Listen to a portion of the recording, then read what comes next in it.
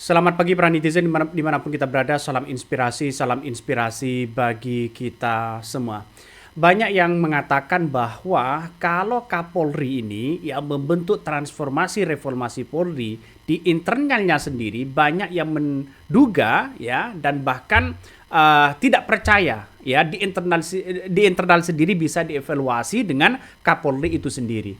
Dan ini banyak mempertanyakan, justru Pak Zikid ini mempertanyakan begitu kan ya, mengatakan bahwa kalau saya mundur tidak menyelesaikan masalah, justru semakin parah katanya. Padahal desakan-desakan dari masyarakat untuk Kapolri untuk mundur itu banyak sekali begitu kan. Akibat kemarin bagaimana aparat dibenturkan dengan masyarakat dan pada akhirnya masyarakat berasumsi bahwa dianggap gagal. Secara tidak langsung Presiden Prabowo masih saja begitu kan melihat dan memberikan ya leluasa, memberikan kesempatan mungkin kepada Pak Listio Sigit ini untuk membereskan ini semua. Salah satunya adalah membentuk reformasi transformasi ya reformasi Polri begitu kan oleh Prabowo itu sendiri begitu. Dan diisinya di situ ada Profesor Mahfud MD, ada Jimli katanya begitu kan ya, ada Jimli Asidiki, para pakar-pakar hukum yang ada di situ kabarnya. Nah, salah satu yang masuk akal kalau menurut saya pribadi begitu kan ya, dibandingkan dengan transformasi reformasi Polri, mending reformasi Polri besutan Prabowo. Kenapa? Karena di situ adalah orang-orang ahli hukum yang bisa mengevaluasi Polri sendiri.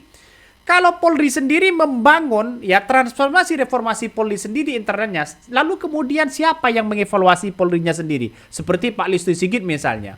Jadi tidak berani mereka, masa anak buahnya begitu kan mengevaluasi Polri sendiri.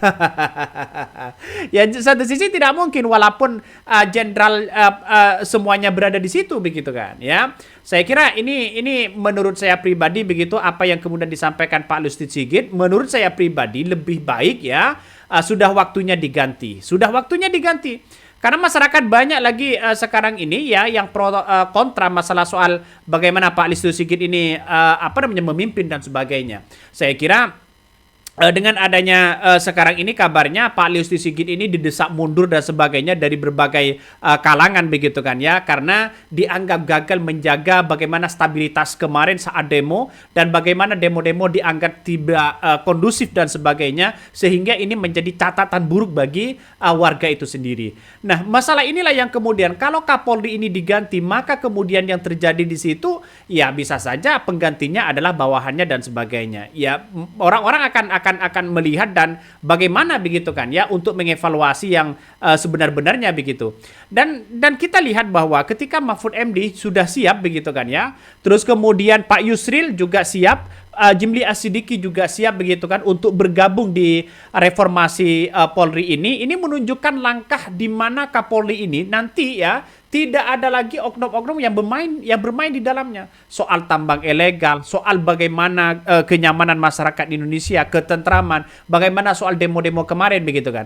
Kalau sudah terjadi kemarin demo besar-besaran yang tidak kondusif, siapa yang mengevaluasi Polri kalau bukan ya besutan dari reformasi Polri dari seorang Prabowo ini begitu kan ya. Ini menarik sebenarnya. Ini menarik sebenarnya. Nampaknya kalau Kapolri Listio Sigit ini diganti, nampaknya semuanya ketar-ketir begitu. Ada yang panik. Kenapa nggak tahu juga pada akhirnya begitu. Coba kita baca ya komentar-komentar dari netizen ya. Banyak sekali pro dan kontra. Ini salah satunya coba dari Kompas ya. Dan nanti katanya begitu kan, Presiden Prabowo Subianto bilang, Prof nanti ada di situ Komite Reformasi Polri dan akan diajak juga para pakar di bidang hukum tata negara. Coba kita baca. Komite Reformasi Polri bentukan Presiden Prabowo Subianto makin tidak jelas katanya begitu kan ya. Yang isinya para profesor yang sikapnya tidak tegas jika terkait penguasa. Hasilnya diperkirakan tidak jelas. Jika Kapolri tegak lurus pada konstitusi, keadilan dan mengayomi rakyat, maka tidak akan jadi alat kekuasaan. Ya, nekan rakyat. Ini komentar-komentar dari netizen. Jadi saya kira komite reformasi bentukan Presiden Prabowo, saya kira ini langkah yang bagus begitu kan ya untuk mengevaluasi Kapolri itu sendiri.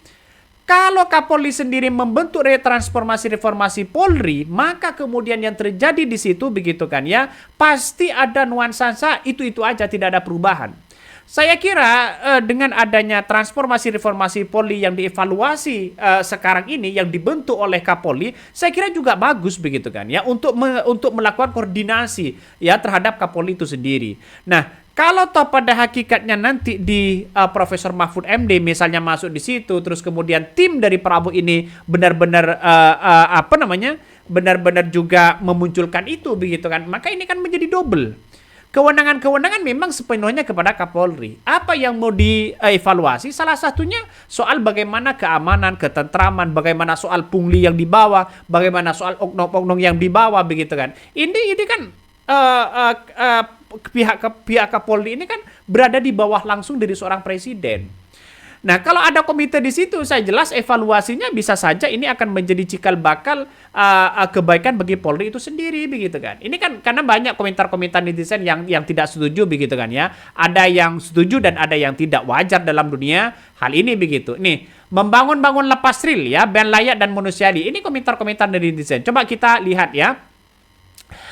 Pak Listio Sigit ini gimana? Semua itu yang menilai adalah rakyat, Pak. Ya, rakyat sudah berkata Pak Listio Sigit sudah dianggap gagal menjalankan tugas sebagai Kapolri. Coba para anggota Polri ya mentalnya sudah yang dianggap oknum ya rusak. Ada yang main perempuan, ada yang polisi membunuh polisi, ada yang terlibat pungli dan sebagainya. Inilah komentar-komentar dari netizen. Salah satu yang mengevaluasi sebenarnya kan Kapolri itu sendiri, begitu kan. Tapi kan baru Prabowo membentuk komite itu tiba-tiba Kapolri membuat transformasi reformasi Polri. Coba kita lihat saja bahwa kalau menurut saya pribadi sudah waktunya Pak Kapolri ini diganti. Kalau menurut saya begitu kan. Diganti itu dalam artian bahwa berikan kesempatan yang di bawahnya begitu kan untuk melihat bahwa bagaimana Kapolri ke depan. Ya bisa saja Pak Kapolri masuk kepada tim reformasi begitu kan. Ini menurut saya pribadi begitu kan. Menurut saya pribadi ya, karena Pak Listio Sigit ini kinerjanya juga baik kalau menurut saya, tapi satu sisi kemarin juga dianggap gagal. Mending ya Pak Listio Sigit ini, Pak Kapolri ini diganti, lalu kemudian masukkan Pak Listio Sigit ini kepada tim reformasi komite reformasi Polri, lalu kemudian ganti anak buahnya untuk menjadi Kapolri. Selesai dong begitu kan. Karena apa? Karena yang tahu semuanya di situ adalah pasti Pak Kapolri begitu kan.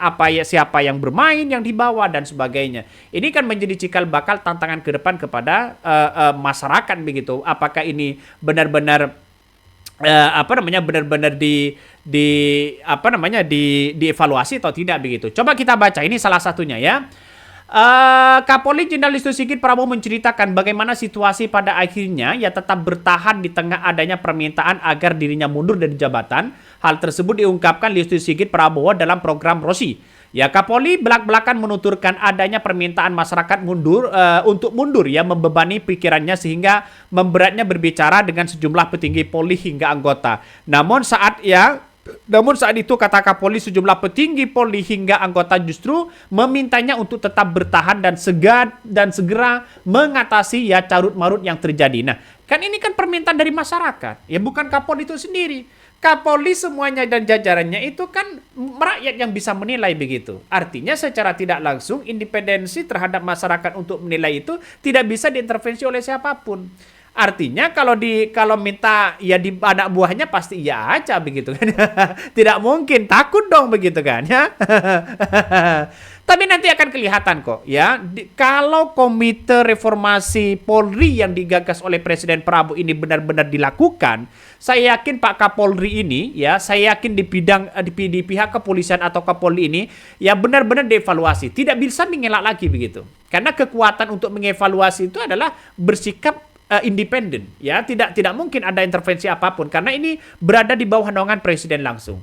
Jadi dari presiden dulu, lalu kemudian komite reformasi Polri, lalu kemudian di bawahnya adalah Kapolri. Ya, saya kira ini langkah yang bagus begitu bagi Presiden Prabowo itu sendiri.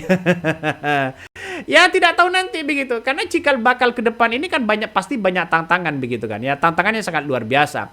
Bahkan ya Pak Kapolri ini menegaskan tim reformasi bentukan bukan menjadi tandingan ya komite reformasi Polri buatan Prabowo. Tidak menjadi tandingan dalam artian bukan menanding itu begitu kan ya. Makanya Pak Kapolri Listio Sigit ini menegaskan bahwa apa yang kemudian dibentuk oleh transformasi reformasi Polri itu sendiri bukan menandingi. Katanya begitu kan. Ya, ia menjawab bahwa mengenai apakah tim bentukan bertujuan untuk mendahului tim yang dibuat oleh Prabowo, dia mengatakan tidak. Ya, dengan kita membantu tim ya akselerasi. Diharapkan kita bisa mempersiapkan diri untuk menjaga segera melakukan evaluasi di dalamnya. Kenapa? Pertanyaannya sekarang adalah kenapa ketika Presiden Prabowo ingin membentuk tim komite itu, ya Pak Kapolri langsung satset jadi semuanya begitu. Kenapa dulu tidak dibuat begitu? Ya ini kan menjadi pertanyaan penting bagi masyarakat Indonesia itu sendiri. Dan tidak hanya itu, kabarnya Menteri Koordinator Bidang Hukum dan HAM ya, Imigrasi dan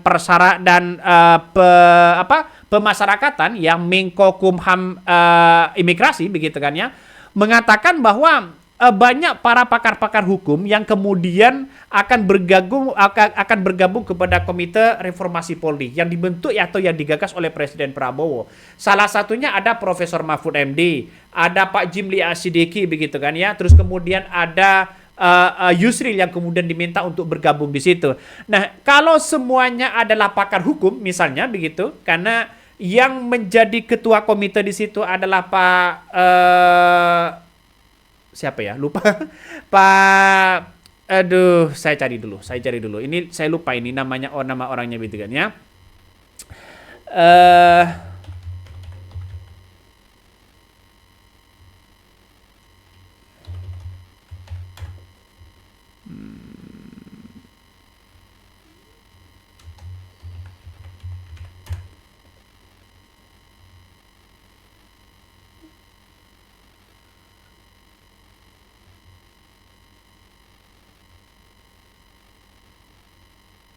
Bentar. Saya lupa namanya itu tadi.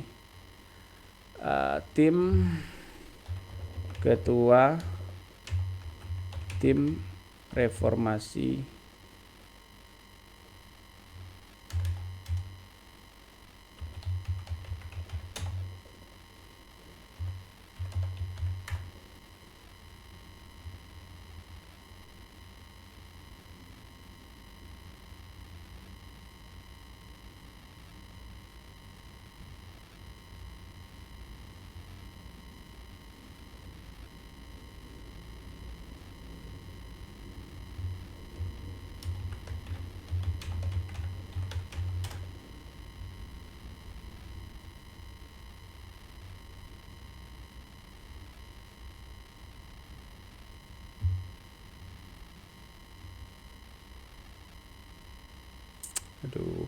mana ini?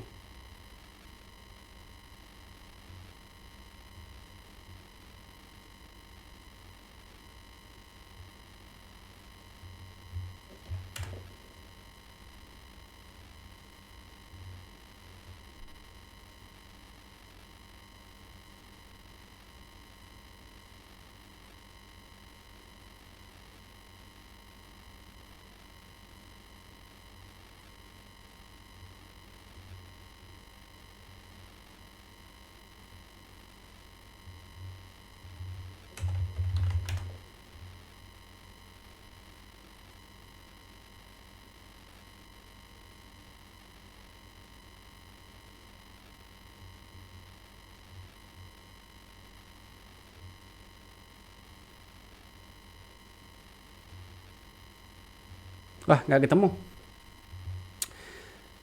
Jadi artinya apa? Artinya kalau toh pada hakikatnya juga di kalangan para jenderal begitu kan ya, yang sudah pensiunan, saya kira ini langkah yang bagus begitu. Mulai dari TNI, dari Polri begitu kan ya, ahli hukum itu menjadi satu, sehingga ini akan menjadi evaluasi yang sangat luar biasa dan kuat begitu kepada Komite Reformasi Polri. Nah, lantas bagaimana kalau Kapolri membuat sendiri, terus kemudian Presiden Prabowo membuat sendiri, maka ada sesuatu hal yang kemudian double-double begitu kan ya. Ini kan pekerjaannya sama, semuanya menjadi bidang evaluasi, tapi pada akhirnya ya double-double.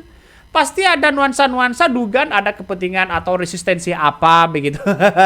Karena yang dihadapi adalah masyarakat banyak. Jadi jalan satu-satunya bagi kami adalah melihat bahwa kalau seperti Pak Profesor Mahfud MD, terus kemudian yang lain bergabung, saya kira ini langkah yang bagus begitu kan ya, kepada mereka-mereka yang kepada terutama ahli hukum dan sebagainya. Nah, Ini banyak pengamat yang mengatakan bahwa begitu kan ya,